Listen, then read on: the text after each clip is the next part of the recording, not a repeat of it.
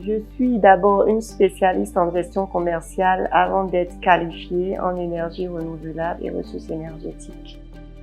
Mon histoire, c'est qu'après ma formation, je me suis rendue à Accra pour faire la formation en anglais. Et c'est à l'issue de cette formation que j'ai été recrutée par une entreprise norvégienne spécialisée en montage de pylônes pour les réseaux GSM. Dans cette entreprise, j'ai commencé en tant qu'assistante project manager et après 3 mois, j'ai été promue business development manager et j'avais en charge de couvrir le Bénin et le Togo. En tant que business development manager à Remi, j'ai travaillé pendant 18 mois. On a travaillé tout le temps sur le projet de construction et de gestion de la centrale à biomasse. C'est à ce moment-là que je me suis rendu compte de la disparité qu'il y avait. Et ma première initiative, c'était de créer une ONG. Donc, j'ai créé en 2010 l'ONG Destin en Main Feeding Kids. Et c'était avec pour l'ambition de contribuer à l'autonomisation de la femme. C'est à ce titre que j'ai été identifiée par l'ambassade des États-Unis au Bénin pour être nominée et participer à une formation en entrepreneuriat aux États-Unis en 2015. J'étais là-bas quand je suis allée rencontrer et saluer l'ambassadeur des États-Unis, l'ambassadeur du Bénin aux États-Unis d'alors. Pour lui dire qu'il y a des Béninois qui sont venus participer à un programme du genre. Et il était tellement content de constater qu'il y a des femmes au Bénin qui font des choses et qui sont remarquées et qui sont promues pour ces genres de programmes. Et quand je lui racontais un peu mon parcours et l'expérience que j'avais eu à faire avec la West Infrastructure Organization, où on devait déjà construire une centrale et vendre de l'énergie, il m'a dit, tiens, ma sœur, c'est le moment pour toi de réaliser ton rêve parce que très bientôt, il y aura un programme qui va permettre à ce que ça soit une réalité, que des entreprises privées puissent produire et vendre de l'énergie et que le prochain compact du MCA serait axé dans ce sens. Et c'est ça qui m'a motivée à mon retour de ce programme. Je me suis dit, c'est maintenant plus que jamais. Donc, j'ai l'opportunité de lancer une entreprise dans le domaine de l'énergie et de pouvoir réaliser mon rêve. Ce rêve qui est de réduire, de contribuer à la réduction de la disparité énergétique au Bénin et pourquoi pas en Afrique. Donc, c'est comme ça qu'est né ISMAS Énergie Sale.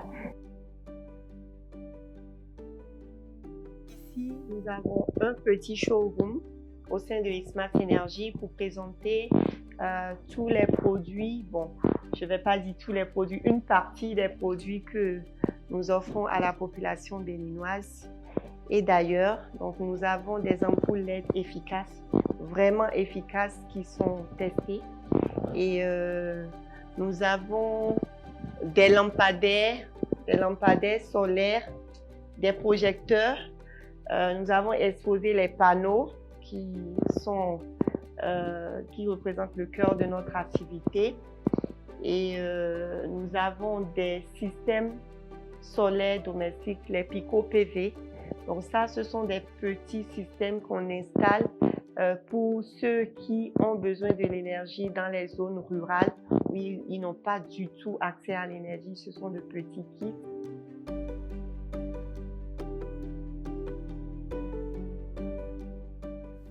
C'était très simple parce que pour créer une entreprise au Bénin maintenant, il y a beaucoup d'efforts qui ont été faits pour simplifier les choses à toute personne désireuse de créer une entreprise.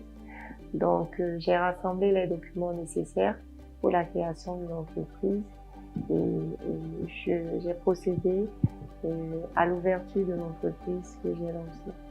Et après, il fallait trouver un siège, s'installer. Donc, j'ai loué un local. J'ai fait les acquisitions nécessaires, j'ai équipé et je me suis lancée moi-même et j'ai recruté une assistante.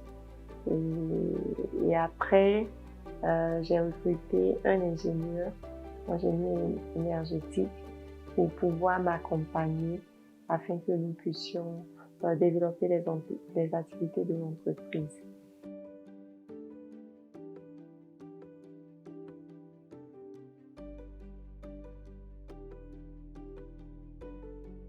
J'avoue qu'au début, ce n'était pas facile. Ce n'était pas du tout facile parce que personne ne croyait en moi, parce que je ne suis pas énergéticienne de formation. Moi, cette envie de créer cette entreprise dans le domaine de l'énergie est née de la passion que j'avais à cause de l'expérience que j'ai eu à faire dans la rédaction du projet de construction et de gestion de centrale à biomasse avec Wayo.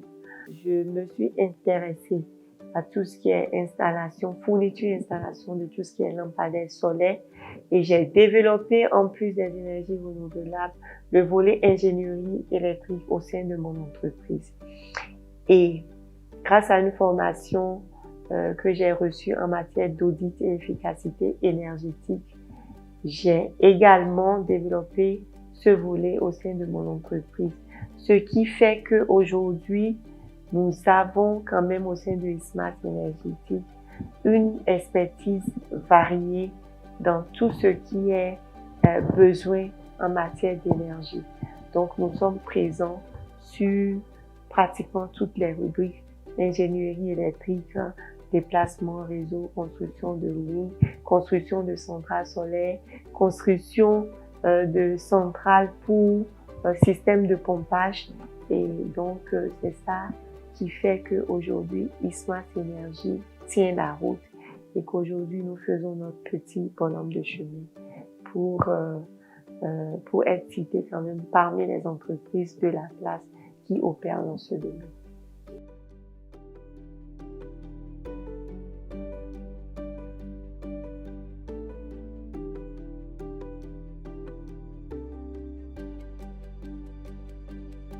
Quand vous êtes entrepreneur, vous poursuivez des objectifs et tant que vous n'avez pas atteint ces objectifs, vous êtes hanté à travailler, à fournir tous les efforts qui sont en votre possibilité pour pouvoir atteindre ces objectifs. Et dans ce sens-là, je peux dire que la femme entrepreneur n'a pas forcément beaucoup de temps pour la famille. Mais la chance que moi j'ai dans cela, c'est que j'ai un mari, j'ai un époux qui est aussi entrepreneur, qui me comprend un peu.